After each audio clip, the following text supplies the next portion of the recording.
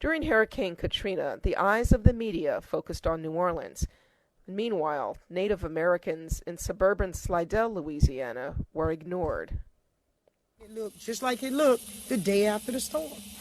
So what do we call in recovery?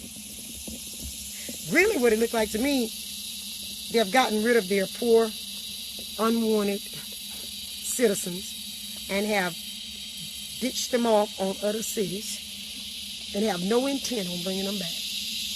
None. Difference with us. They don't have to bring us back. We're coming back. Elwyn Warhorse Gillum is the chief of the Choctaw Indian tribe. When Katrina arrived, Gillum and part of her tribe fled to Arkansas. The chief is fighting now to bring her tribe back to Louisiana. My people have been here forever. This is home. This is my motherland. My burial grounds are here, not too far up the road. I tend the burial grounds, me and my family. Most of my history is passed down to me under that tree right there. The things I lost, money came by. I lost the trees. I lost my animals. The old cypress still made it. I love that cypress tree.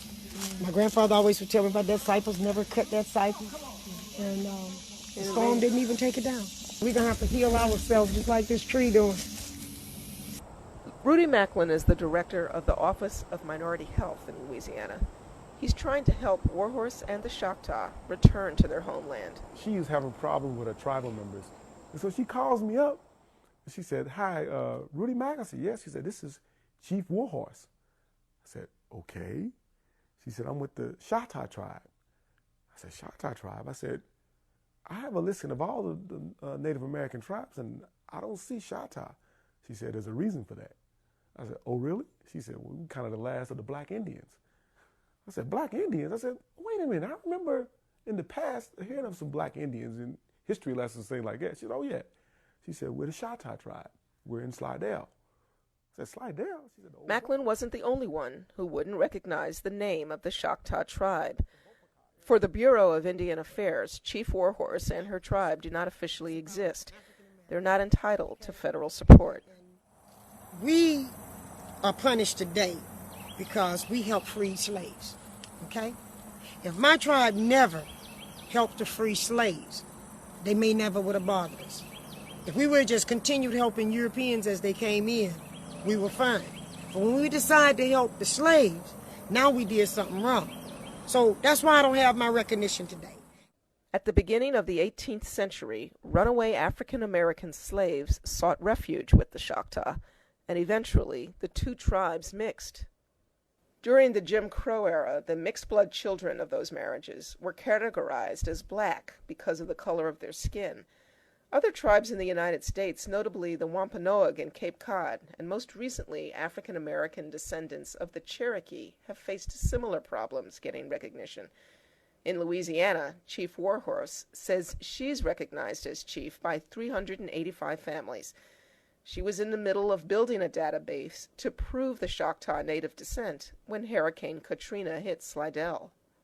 When she evacuated to Arkansas and had to be processed, for the shelters and FEMA and all that, she had a database, a list of all the tribal members that were with her, had all their information as far as address, age, social security number, FEMA numbers, any other personal history, medical history, everything you want to know about each and every person in that tribe was in this database. So when she went to process everybody in the tribe, instead of everybody doing it one at a time, she said, "Okay, here's all the information on my tribe that you need." So they were so organized that FEMA said, "Look, why don't you let us pay you to show other communities how disorganized you are as far as getting your FEMA applications processed in a timely manner." Warhorse and Macklin are working with FEMA to provide funds needed to rebuild the Choctaw Nation in Slidell.